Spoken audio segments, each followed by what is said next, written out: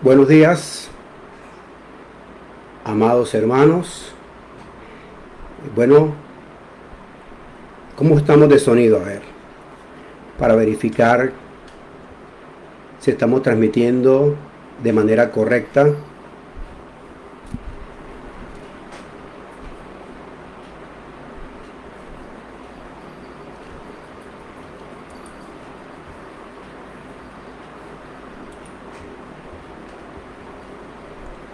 Buenos días. ¿Algún comentario sobre el sonido?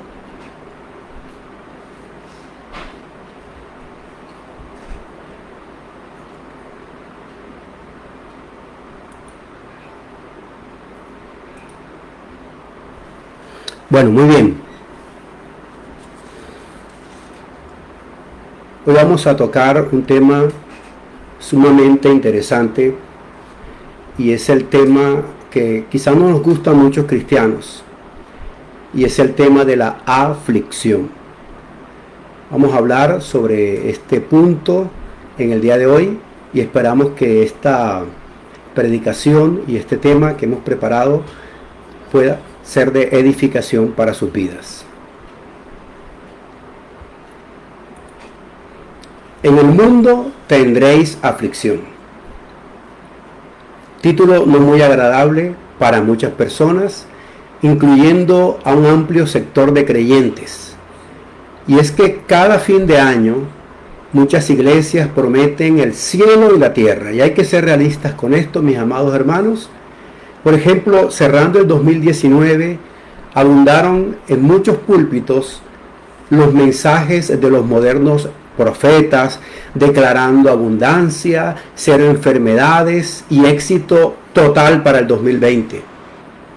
Y como lo estamos viviendo aún, faltando unos días para finalizar este 2020, tales profecías de prosperidad, de abundancia, de cero turbación o conflictos se cayeron por su propio peso. Falsas profecías, por cierto.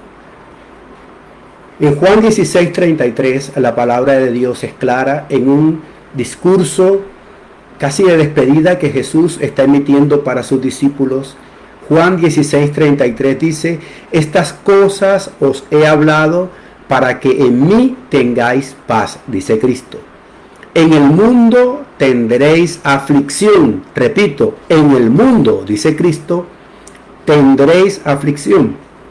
Pero confiad, yo he vencido al mundo. Estas palabras podrían resultar en cualquier escenario de conferencias motivacionales lo más desacertado posible, pero son las palabras claras y precisas del Dios encarnado, del verdadero hombre, del verdadero Dios, de Cristo Jesús. En el mundo tendréis aflicción, pero confiad, yo he vencido el mundo. Y lo que precede a esta expresión de que en el mundo tendréis aflicción, dice: estas cosas os he hablado. Toda esta descripción de aflicciones y de elementos que tendremos que enfrentar, dice Cristo, yo se los he dicho para que en mí tengáis paz. A ninguno nos gusta sentir aflicción. Todos queremos que las cosas marchen sobre ruedas bien aceitadas, que la tristeza o el dolor nunca toquen a nuestra puerta. No queremos que eso suceda, pero sabemos que la realidad es otra. Sin embargo, esto no debe generar en nuestros corazones incertidumbre ni desesperanza, pues tal como hemos leído en la Sagrada Escritura, Cristo nos dice: confiad, yo he vencido al mundo. Esas son las palabras de confianza que tenemos para iniciar lo relacionado con la aflicción y cuál es su propósito. La existencia del sufrimiento y la maldad parecen no armonizar con la existencia de un Dios amoroso y bondadoso. Realmente parece que no hubiese punto de convergencia. Si Dios es amor, si Dios es un Dios de paz, si Dios es un Dios de misericordia, ¿por qué la maldad y por qué la aflicción y especialmente la aflicción cuando toca a la puerta de aquellos que confían en Dios y cuando el dolor llega a las vidas y a la morada de aquellos que confían en Dios? Hay una reflexión muy interesante del teólogo y pastor John Stott, y la voy a leer para ustedes. Dice: sin duda, el factor del sufrimiento constituye el mayor desafío a la fe cristiana y ha estado en cada generación. Su distribución y proporción parece ser fortuito por completo y por lo tanto injusto. Los espíritus sensibles preguntan si es posible reconciliarse con el amor y la justicia de Dios. Realmente, si hay algo que lleva al cristiano a que literalmente, y hablando en un lenguaje coloquial, se le mueva el piso, es cuando tiene que enfrentar situaciones adversas, cuando tiene que enfrentar situaciones difíciles, porque desafortunadamente o de manera distorsionada en muchas iglesias se nos ha hecho creer, y se les ha hecho creer a mucha gente, que por el hecho de ser cristianos están vacunados, utilizando un término muy de moda, contra todo tipo de situaciones adversas, como si nunca ellos fuesen a enfrentar nada adverso, nada más alejado de la Escritura. Y vamos a explorar esas razones en unos momentos. Como seres humanos, somos capaces de las acciones más nobles, hasta de ejecutar los actos más horrendos posibles. Basta con que usted tome un diario, periódico de circulación diaria, o vea las noticias por los canales nacionales, y usted podrá entender de inmediato que solamente en nuestro país, pero en todo el mundo, aquí parece que estuviera más concentrado, estamos en un escenario, o estamos inmersos en un mundo lleno de maldad, en un mundo que a diario experimenta sufrimiento, muerte, dolor, injusticia por todos lados. Debemos ser conscientes de esta realidad y debemos, como creyentes, examinarla, esta realidad, examinarla, estos escenarios, filtrarlos bajo el sedazo de la Sagrada Escritura y examinar a la luz de la Biblia los siguientes interrogantes. ¿Cuál es nuestra actitud ante el sufrimiento? ¿Cómo nos orienta la Sagrada Escritura ante el sufrimiento? ¿Qué propósito tiene Dios con nosotros en medio del sufrimiento? Tres interrogantes cruciales. ¿Cuál es nuestra actitud ante el sufrimiento? ¿Cómo nos orienta la Sagrada Escritura ante el sufrimiento? ¿Qué propósito tiene Dios con nosotros por medio del sufrimiento?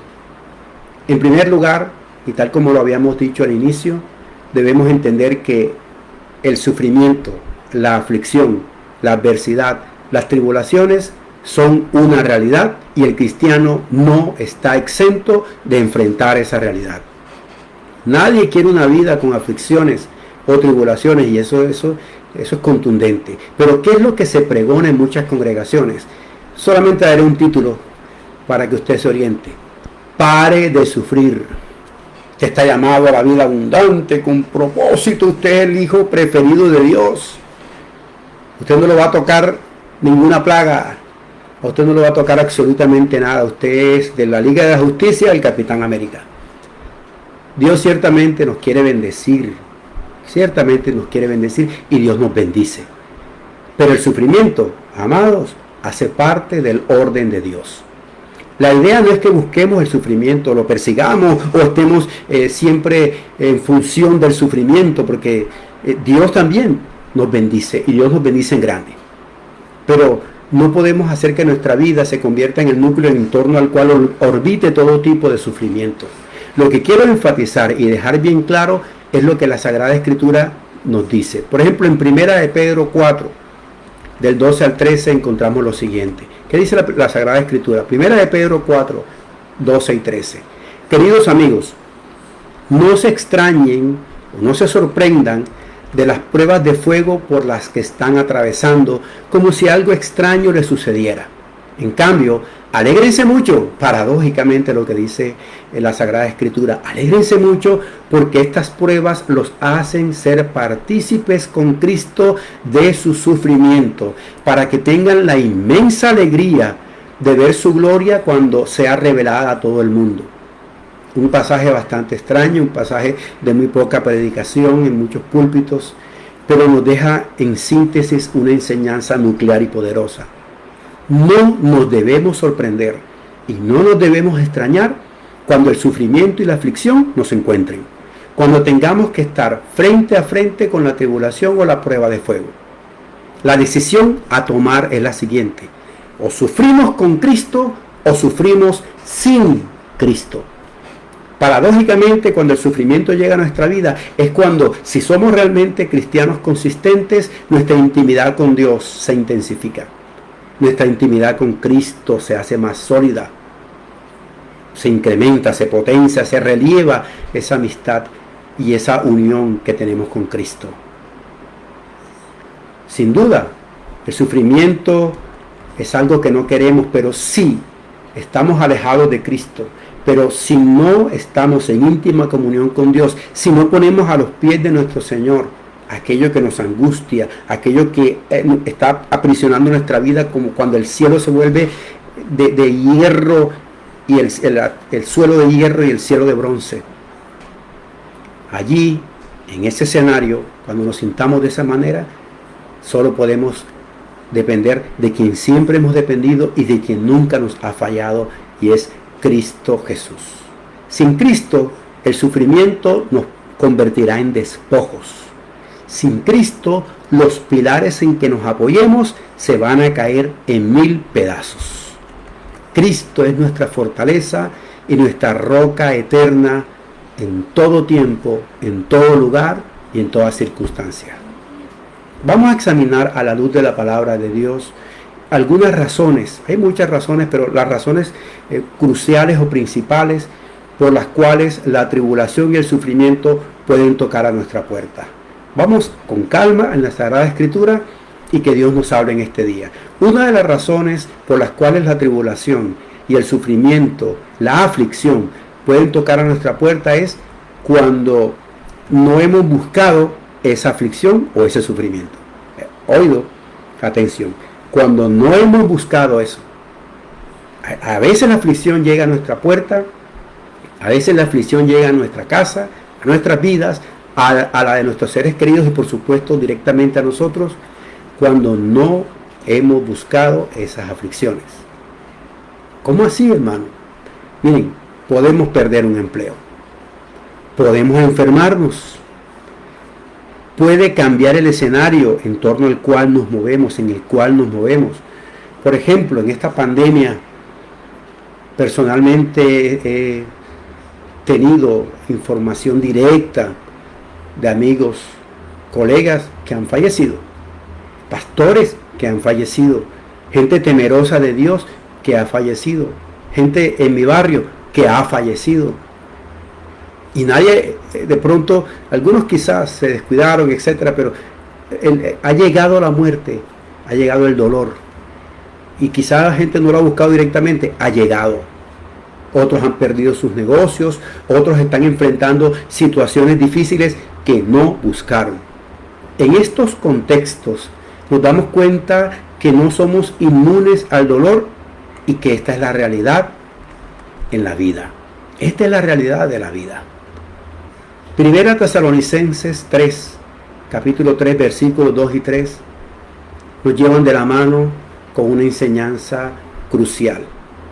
Por eso, dice la Sagrada Escritura en Primera Tesalonicenses 3, desde el versículo 2, por eso, no pudiendo soportarlo más, acordamos quedarnos solos en Atenas, y enviamos a Timoteo, nuestro hermano, servidor de Dios y colaborador nuestro en el Evangelio, para confirmaros y exhortaros respecto a vuestra fe. Pablo dice, les envío a Timoteo para que Timoteo los exhorte, los reconforte, los reconfirme en la fe, a fin de que nadie se inquiete por estas tribulaciones. Pablo dice, Pablo estaba padeciendo grandes tribulaciones, allá les envío a Timoteo para que lo reconforte, nadie se inquiete por estas tribulaciones por las que estoy pasando, porque vosotros mismos sabéis que para esto estamos puestos. Pablo sabía que siendo creyente y al llevar la obra de salvación, el poderoso mensaje del Evangelio a los gentiles, Pablo entendía que las cosas no iban a ser fáciles. A mí realmente me preocupa cuando la iglesia recibe los aplausos de todo el mundo, inclusive de los no creyentes, o cuando un mandatario de una nación poderosa recibe los aplausos de los que no temen a Dios. Eso me asalta en una gran incertidumbre. Cuando alguien entra en el poder, o cuando alguien es alabado y cuando alguien es elogiado y alguien es reconocido y recibido con grandes afectos, no siendo cristiano. Preocúpese por eso, porque al estar en Cristo vendrán momentos que tendremos que enfrentar difíciles, y todo el mundo no nos va a recibir con los brazos abiertos. Nos recibirán con los brazos abiertos los que Dios ha escogido para ser hijos suyos, o para ser aceptos en el amado, o para aquellos que lleguemos con bendición y acepten esta bendición. Entonces es claro, Pablo dice, estas tribulaciones están ahí y sabemos que ellas iban a llegar, porque para eso estamos puestos. El Pablo no las buscaba y le llegaban. Entonces el sufrimiento, la aflicción, el dolor pueden llegar sin que lo busquemos. Ahorita vamos a disolver un poquito, porque esto causa cierta angustia, cierta incertidumbre. Hermano, yo pensé que usted iba a hablar de la Navidad hoy, me decían algunos, lo siento, quédese quieto, al final vienen palabras de poder, de ánimo. No se preocupe, aquí vamos con calma. La segunda razón por la cual la aflicción y el dolor pueden llegar a nuestra puerta y entrar en nuestra vida es por la realidad de la existencia del mal. El mal es real. Dios nos ha hecho libres para tomar decisiones. Pero ¿qué hemos hecho como seres humanos desde Adán hasta esta época y las épocas que seguirán antes que venga Cristo? ¿Qué hemos hecho los seres humanos? ¿Qué ha hecho el hombre? Ha tomado decisiones en función de su aborrecimiento hacia Dios. El hombre le da la espalda a Dios, destierra a Dios de todos sus escenarios y de toda su vida bajo el sol. El hombre se desboca en su pecado. Sus decisiones van en contravía con los santos preceptos que Dios establece. El hombre le da la espalda a su creador y como criatura genera el caos. Epicuro, el filósofo, preguntaba, bueno, y si hay Dios, siendo Dios tan bondadoso, ¿por qué hay tanto mal? Pero San Agustín decía, ¿por qué, si habiendo también mal y habiendo bien, por qué desechamos creer en Dios? ¿De dónde viene entonces tanto bien? Porque los seres humanos, como dijimos hace unos instantes, también somos capaces de actos loables y nobles. La culpa, en definitiva, del mal recae sobre nosotros. Dios hizo todo con perfección. Sin embargo, la criatura utilizó su capacidad para amar y obrar el mal y eligió voluntariamente abrazar el mal. Esta elección, esta tendencia a escoger y abrazar aquello que no es agradable a Dios sigue vigente cada día. Y usted lo está viendo como el ser humano aplaude lo que Dios aborrece y aborrece lo que Dios aplaude. El ser humano se deleita en abrazar todo aquello y acariciar y mimar y consentir todo aquello que no le agrada a Dios. Desde el desprecio a la vida, desde no reconocerse que en la naturaleza que Dios los creó, y desde despreciar a Dios en todas las esferas en que el hombre se mueve bajo el sol. C.S. Lewis decía, los ateos desbordan todo su odio contra Dios, aunque en opinión de ellos, Dios no existe. He ahí la paradoja del humanista ateo y de aquel que no cree en Dios. No cree en Dios, pero no tiene ningún reparo en atribuirle el mal a Dios y no a su propia naturaleza pecaminosa. La Biblia nos describe el carácter de quienes no aman a Dios y el tipo de acciones que los caracterizan. Acuérdense que estamos en la segunda razón por la cual el sufrimiento y el dolor pueden llegar a nuestras vidas, y es la existencia del mal. En 2 Timoteo, capítulo 3, versículos del 1 al 5, la Sagrada Escritura nos dice, también debes saber esto, que en los postreros días vendrán tiempos peligrosos. Oh, 2020, el año de la conquista, el año del ensanchamiento, el año del poder, el año de bla, bla, bla, bla. La Biblia nos dice, vendrán tiempos peligrosos. Porque habrá hombres amadores de sí mismos, avaros, vanagloriosos, soberbios, blasfemos, desobedientes a los padres, ingratos, impíos, le estoy leyendo la realidad de la vida, sin afecto natural, implacables, calumniadores, intemperantes, crueles, aborrecedores de lo bueno, traidores, impetuosos, infatuados, amadores de los deleites más que de Dios, que tendrán apariencia de piedad, pero negarán la eficacia de ella. A estos evita. Es el carácter de los hombres en una sociedad sin Dios, como decía Paul Tournier, el mito de una sociedad sin Dios. Una sociedad sin Dios es una sociedad en la que todo lo malo es bien recibido. Esta es la realidad del mundo en que vivimos. Esta es la realidad de un mundo que desprecia a Dios. Y por eso Jesús oró, no para que fuésemos quitados de este mundo, como hacen muchos, se refugian en la burbujita de su evangelio, se refugian en la burbujita de su santidad. Jesús no oró para que nos quitásemos de este mundo. Jesús oró para que fuésemos guardados de este mundo y que fuésemos sal y luz en este mundo, para evitar la putrefacción absoluta en este mundo que cada día se deleita más en aborrecer a Dios y a todo aquello relacionado con Dios. La tercera razón por la cual la aflicción, el dolor y el sufrimiento pueden llegar a nuestras vidas es porque Dios nos está disciplinando. Esto no nos gusta mucho. Ay, Dios es amor. Quítese esa imagen bonachona de la figurita con la barba blanca hasta acá, el yo bonachón, las canciones del yo arroyo. Quítese eso de la cabeza por amor a nuestro Señor. Dios es amoroso y al ser amoroso necesariamente debe disciplinar a aquellos a quienes ama. Si usted es padre de familia, si usted tiene hijos y usted no disciplina a sus hijos cuando sus hijos van en dirección incorrecta, usted no ama a sus hijos. Y esto no lo digo yo solamente, esto lo dice la Escritura y lo dicen los psicólogos no creyentes incluso, que hay que direccionar y hay que corregir y hay que formar el carácter. Pero ¿qué dicen los que no creen en Dios?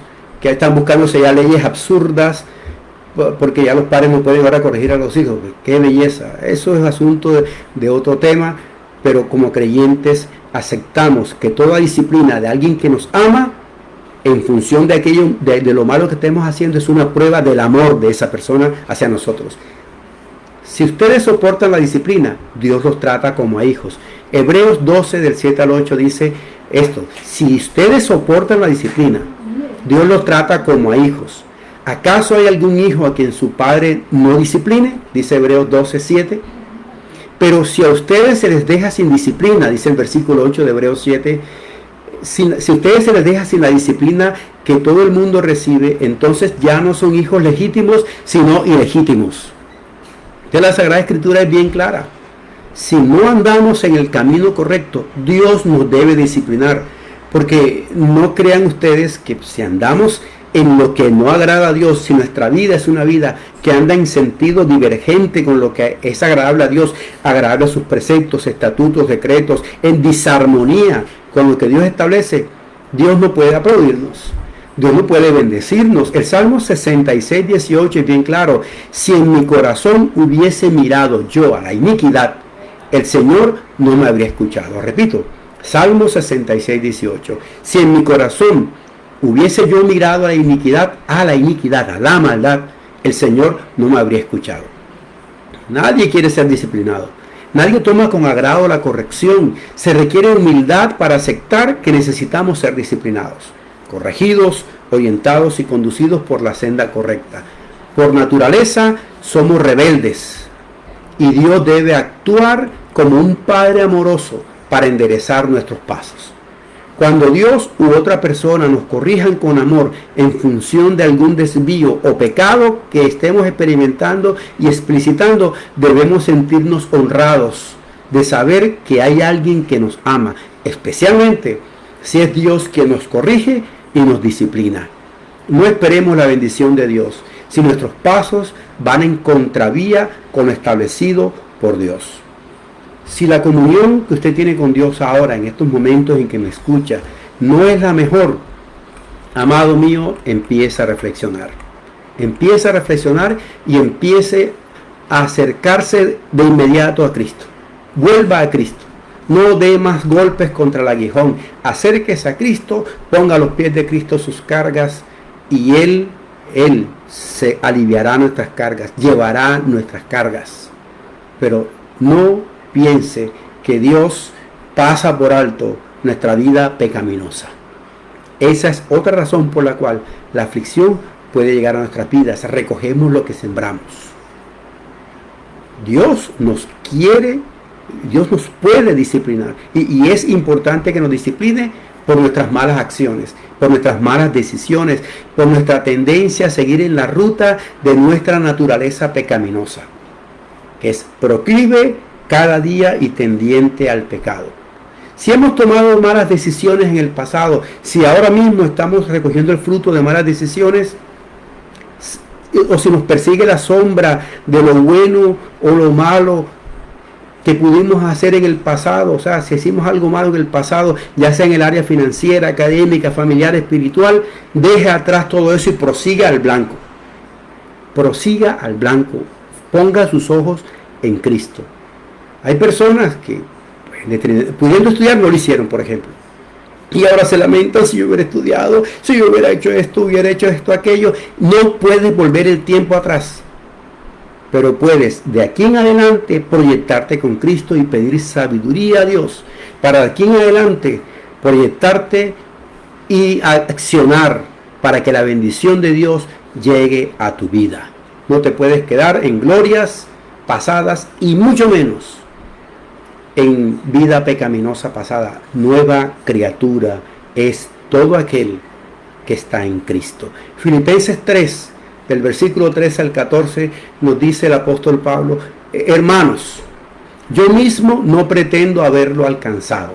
Dice Pablo, o sea, todo lo que Dios me ha comisionado. Pero una cosa hago, dice el apóstol, olvidando ciertamente lo que queda atrás y extendiéndome a lo que está delante.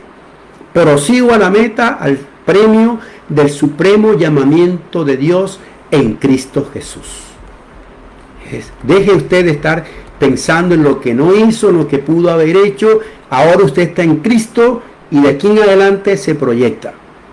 ¿Qué tal Pablo? Ay, tantos cristianos que encarcelé. Ay, si pudiera retroceder el tiempo. Pablo nunca habló de retroceder el tiempo.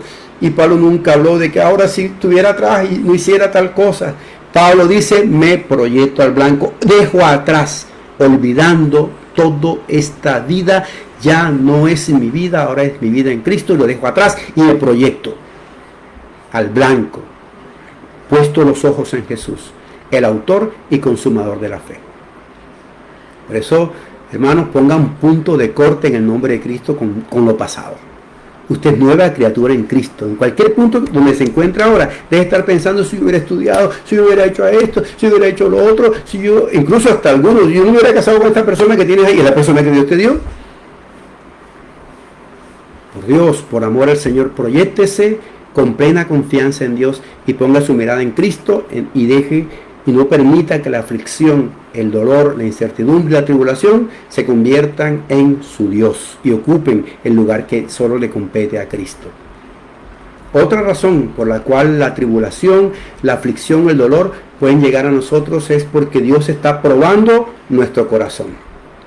Proverbios 17:3 nos dice: el crisol, Proverbios 17:3, el crisol pone a prueba la plata, el horno pone a prueba el oro, y el Señor pone a prueba los corazones. Dios va a probar los corazones. Si Dios probó a Abraham, Dios probó a Jacob, no nos va a probar a nosotros. Pero es que ellos eran los superhombres. No. Personas también débiles como nosotros. Personas susceptibles de sentir desesperanza, de sentir dolor. Y Dios los probó. Dios va a tratar con nosotros. Dios no trata en serie. Escuche, Dios no trata en serie. Dios trata en serio. Si estamos en íntima comunión con Dios, si su palabra es la fuente de nuestras decisiones, si Cristo es nuestra roca firme y llega el sufrimiento o la tribulación y la aflicción tocan a nuestra puerta, usted puede seguir descansando en el Altísimo, teniendo plena seguridad de que todo cuanto acontezca va a ayudar para su bien, porque la palabra de Dios es clara. A los que confían en Dios, no se le ocurra quitar ese preámbulo y esa premisa. a los que confían en Dios, todas las cosas les ayudan para bien, y todas incluyen aquellas con las cuales no nos vamos a sentir cómodos y aquellas con las cuales no desearíamos estar experimentando. Todas las cosas, todas las cosas. Hay una frase de Corrie ten Boom, quien estuvo en los campos de concentración nazi, los campos de muerte, y ella escribió algo en su diario y decía desde allá, porque la única esperanza que se podía tener en un campo de concentración nazi, un campo de muerte, la única esperanza era que ese día podías morir, o ese día podías recibir las peores torturas, o ese sería el último día de tu vida. Y ella escribió lo siguiente: allí en un campo de concentración nazi, campo de muerte, no importa lo profundo de la oscuridad, Dios está aún más profundo. Repito, no importa lo profundo de la oscuridad, Dios está aún más profundo. No hay oscuridad insondable para Dios. El dolor, el sufrimiento y la aflicción pueden llegar a nosotros desde 3 ángulos. Y quiero citar aquí al pastor Miguel Núñez en estos 3 ángulos desde los cuales nos puede venir el sufrimiento, o puede entenderse el sufrimiento, puede percibirse la aflicción. Dice el pastor Núñez algo sumamente interesante. Si el dolor y el sufrimiento llegan a ti por obedecer a Dios, regocíjate. Repito, si el dolor y el sufrimiento llegan a ti por obedecer a Dios, regocíjate. Eso lo decía Pablo también. Si llegan a ti, si el dolor y el sufrimiento, la aflicción, llegan a ti como resultado de tu pecado, reconócelo, arrepiéntete y agradece a Dios por su disciplina. Y por supuesto, de ahí en adelante, proyéctate en Cristo. Pero si el dolor, el sufrimiento y la aflicción llegan a ti de manera inexplicable, es decir, no los buscaste, llegaron a ti de manera inexplicable, ora y confía plenamente en Dios, pues Dios sabe lo que está haciendo. ¿Cuál es nuestra reacción y nuestras actitudes cuando nos asalta y nos llega el sufrimiento? Una de nuestras reacciones puede ser: protestamos. Pensamos que Dios no es justo con nosotros, Dios es injusto con nosotros. Dios se ha ensañado con nosotros, nos airamos, entramos en la ira, que lleva pecado, por supuesto, pero recuerde lo que dice el Salmo 34, 19. Muchas son las aflicciones del justo, y aquí se reitera esto, que porque confíes en Dios no creas que la aflicción no va a tocar a tu puerta. Muchas son las aflicciones del justo, pero de todas ellas le librará Jehová. Está claro, más claro, no requiere profundidad teológica esto. Si llegan aflicciones, si estás pasando momentos complejos, si crees que no hay esperanza, el horizonte se ve como una placa de bronce frente a ti y no se ve un despejado, ten en cuenta que Dios te librará. Joven fui y he envejecido y no he visto justo desamparado, ni su descendencia que mendigue pan. Aférrese a esa promesa, no como una palabra de positivismo, sino como algo que Dios ha decretado, porque el único que puede decretar y declarar es Dios. Es el único que puede hacer eso, porque Él es el Todopoderoso y Él conoce el presente, el pasado y el futuro. Y si Dios ha declarado que es el único que puede hacerlo, que las aflicciones que usted padece, Él las va a librar de todas ellas, tenga usted plena seguridad de que Dios cumplirá su palabra. Entonces, una primera reacción es que protestamos, nos airamos. Una segunda reacción es que nos comparamos con otros.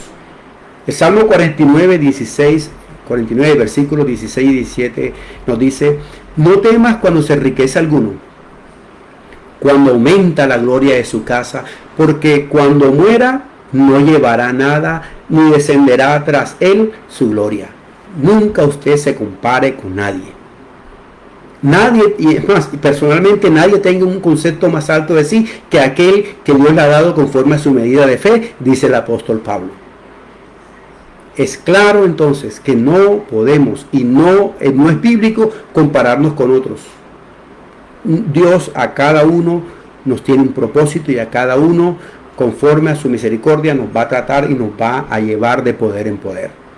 Y nos va a hacer pasar por aquello que Él sabe que forjará para bien nuestro carácter. Pero qué tristeza, qué banalidad es morir con todas las riquezas, fama, poder y reconocimiento, pero ser un extraño en el reino de los cielos. Qué tristeza es tener fama, poder, gloria, reconocimiento, el personaje del año, el personaje del siglo, pero en el reino de los cielos un total extraño, una total extraña.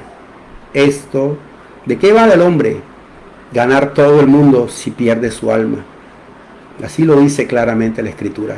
Una otra reacción u otra actitud que asumimos cuando el dolor llega a nosotros, y especialmente cuando se intensifica y pasa el tiempo y parece que esto no tuviera fin, es que dudamos de Dios. La duda empieza a florecer en nuestros corazones. Y esto ocurre, repito, cuando el dolor y el sufrimiento se prolongan. Sin embargo, en la palabra de Dios encontramos una gran cantidad de promesas. Yo solamente le voy a dar a usted dos de ellas, cuando la duda y llegue, cuando usted sienta que esto se está prolongando mucho. Isaías 41:10 dice: no temas, porque yo estoy contigo, no desmayes, porque yo soy tu Dios que te esfuerzo, siempre te ayudaré, siempre te sustentaré con la diestra de mi justicia. En 1 de Pedro, Nuevo Testamento, 5:10, mas el Dios de toda gracia, que nos llamó a su gloria eterna en Jesucristo, después que hayáis padecido un poco de tiempo, Él mismo os perfeccione, afirme, fortalezca y establezca. Otra razón u otra actitud que asumimos cuando el dolor llega a nuestra puerta es que perdemos la esperanza. El Salmo 137, versículos del 1 al 4, nos puede orientar mucho sobre esto. Y dejo para que usted lo lea con calma y se apropie. Salmo 137, del 1 al 4, pero le resumo, y es algo que usted tenga claro, que todos los hombres y mujeres que aparecen en la Sagrada Escritura experimentaron en sus vidas el dolor. La esperanza debe permanecer, no podemos perder la esperanza. La fe, la esperanza y el amor permanecerán. La mayor de todas es el amor, pero ahí está la esperanza siempre presente. ¿Y por qué podemos tener esperanza? ¿Por qué podemos tener la certeza de que todo está bajo el control de Dios? Porque todo está bajo el control de Dios, pero esa esperanza, ¿por qué no puede decaer? Porque Dios lo ha establecido. Es fe, esperanza y amor, y la mayor de ellas, el amor. Todos los hombres y mujeres que aparecen en la Biblia como héroes de fe experimentaron en sus vidas el dolor, pero fortalecieron sus vidas en Dios, se aferraron en Cristo y fueron más que vencedores. Esto es válido para este tiempo en que muchos aún siguen muriendo por la fe. Muchos en muchos países de tendencia comunista, de tendencia de otro tipo de tendencias ideológicas, muchos cristianos están perdiendo la vida por llevar el evangelio. Y acá, nosotros que no tenemos esa persecución, pues malgastamos el tiempo decretando, proclamando: recibo la prosperidad, recibo la bendición, reciba a Cristo y nazca de nuevo. Hebreos 13, del 32 al 38, nos describe la galería de los hombres y mujeres de fe. Y cuando la gente, digamos, hace un museo o hace un registro, lleva un registro de sus héroes, de sus personajes reconocidos, se concentran fundamentalmente en sus logros, se concentran fundamentalmente en sus hazañas, se concentran fundamentalmente en sus victorias y sus reconocimientos. Pero qué paradójico es que la Biblia esta galería de fe la describa de la siguiente manera en Hebreos 11, del 32 al 38, esta galería de héroes. ¿Y qué más digo?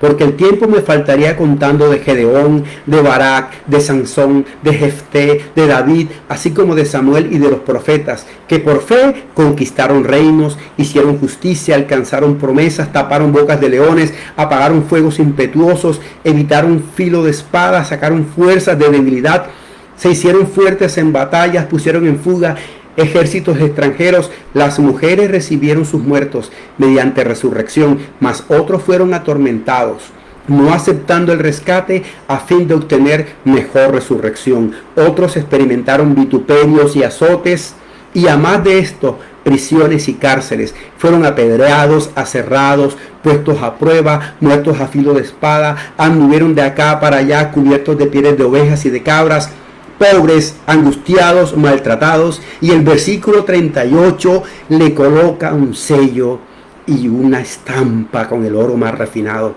Estos de los cuales el mundo no era digno. Muchas personas, para el mundo en que vivían, mucha majestad dada por Dios para aquellos que a pesar de las tribulaciones podían en Cristo experimentar la victoria total. Y dice, de los cuales el mundo no era digno, errando por los desiertos, por los montes, por las cuevas y por las cavernas de la tierra. Miren, mi hermano, en medio de la batalla, Dios ha prometido darnos la victoria. Y dice que somos más que vencedores. Y vamos de victoria en victoria enfrentando dificultades. Porque la gloria es para Dios.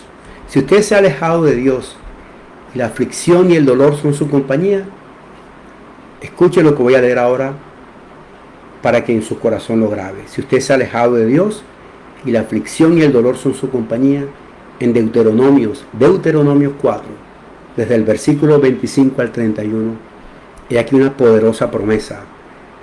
Y más que una promesa, un desafío para lo que usted debe hacer con su vida si está alejado de Dios. Y como consecuencia, el dolor y la aflicción son su compañía, o se ha perdido la esperanza en Cristo, ha perdido de vista el horizonte claro que Dios tiene para todos aquellos que confían en Él. Deuteronomio 4, 25 al 31. Si después de haber engendrado hijos y nietos y de haber pasado su vida en la tierra, llegan ustedes a corromperse y a hacerse esculturas o imágenes de alguna cosa y hacen enojar al Señor su Dios por hacer lo malo delante de sus ojos, pongo hoy por testigos al cielo y a la tierra de que muy pronto ustedes serán totalmente borrados de la tierra por la cual cruzan el Jordán para tomar posesión de ella. No estarán en ella mucho tiempo sin que sean destruidos.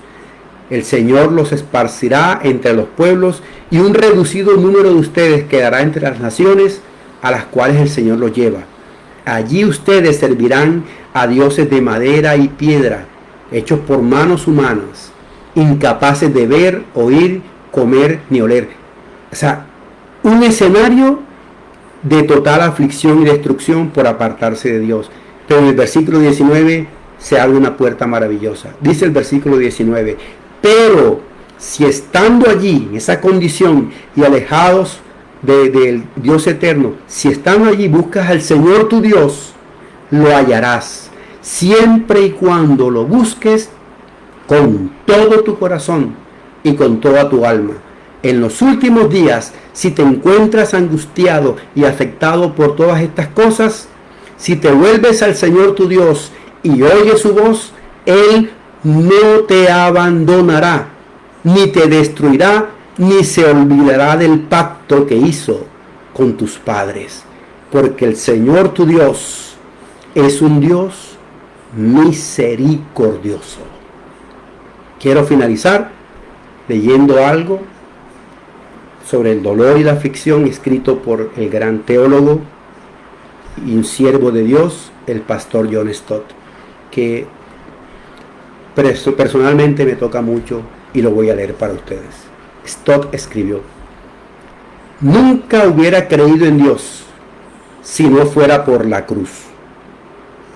En el mundo real del dolor, ¿cómo veneraríamos a un Dios que fuese inmune al dolor?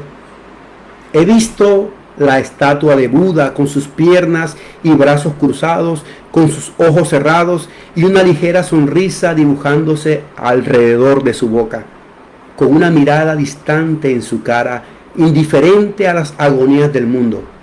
Sin embargo, siempre después de un tiempo he apartado la vista y en la imaginación, en cambio, me he vuelto a la figura solitaria, torcida, torturada en la cruz, con clavos en sus manos y pies, la espalda lacerada, las extremidades torcidas, las cejas sangrando por las espinas, la boca seca e intolerablemente sedienta, hundida en una oscuridad por la mano de Dios. Ese es el Dios para mí. Apartó su inmunidad al dolor. Entró en nuestro mundo en carne y hueso, lágrimas y muerte. Sufrió por nosotros. Nuestros sufrimientos se vuelven más tolerables por los de Él. Todavía no hay un signo de interrogación contra el sufrimiento humano. Todavía hay un signo de interrogación contra el sufrimiento humano. Pero sobre Él estampamos otra marca. La cruz, que simboliza el sufrimiento divino. La cruz de Cristo. Solo en Cristo hay justificación de Dios en un mundo como el nuestro. Vamos a orar y vamos a darle gracias a Dios por lo que Dios haya hablado hoy en nuestros corazones y tenga claro que aún en el peor de los escenarios, aún en el escenario más conflictivo y más profundo que estemos viviendo, aunque ande en valle de sombra y de muerte, como dice el salmista, no temeré mal alguno, porque tú, Señor, estarás conmigo y Cristo ha prometido estar con nosotros todos los días hasta el fin. Oremos. Señor, te damos muchas gracias por tu santa y bendita palabra. Gracias porque sabemos que es una realidad el hecho que enfrentemos aflicciones y dolor. El hecho que a nuestra vida llegue la desesperanza, la duda, el hecho que a nuestra vida llegue la tribulación y la muerte. No escaparemos a esto. Aún siendo cristianos muy consagrados, el dolor llegará a nuestra vida, porque es parte de este mundo real, de este mundo que da la espalda a tus preceptos, estatutos y mandatos. Y mientras estemos aquí, pasaremos también por pruebas difíciles, pero hay algo bien claro en tu palabra, y es que tú no nos abandonarás, así como no abandonaste a Daniel y a sus amigos en el foso de los leones. No nos vas a abandonar, Señor. Tú estás con nosotros. Solamente pedimos de manera humilde que llegues a nuestro corazón y nos fortalezcas, Señor, si hemos decaído en nuestra comunión contigo, si hemos decaído en la lectura y en el estudio profundo y amoroso de tu palabra, que es la fuente de nuestra vida. Si nos hemos distanciado de Cristo, es momento de volver a poner los ojos en Cristo. Es momento de colocar nuestros pasos, sacarlos el sendero de maldad y colocarlos sobre la roca eterna de los siglos, el camino y la verdad y la vida. Gracias, Señor, por tu palabra en este día, que aunque no sea un tema de, como muchos lo llamarían, de motivación, sí da esperanza a nuestro corazón y nos coloca en la perspectiva correcta de saber que solo tú tienes todo bajo tu control, que solo tú estás en capacidad de decretar y declarar aquello que bendice al ser humano. Gracias por tu amor, gracias por tu misericordia y bendice, Señor, a todos los que han escuchado este mensaje y a todos los que tú les has hablado, para que la esperanza que hay en sus corazones se mantenga como una llama ardiente por el amor y por la misericordia de Cristo Jesús. Cristo sea nuestra fuente de gozo, como dice el apóstol Pablo, que nos gocemos siempre en Cristo y todo lo podamos en Cristo, que nos fortalece. Te damos gracias, Señor, te alabamos y te bendecimos, y en Cristo Jesús damos a ti la gloria y la honra por tu palabra que habla a nuestros corazones. Amén. Bueno, amados, Dios les bendiga grandemente y pues espero que hayan sido bendecidos con esta predicación. Dios les guarde a todos ustedes. Cuídense mucho.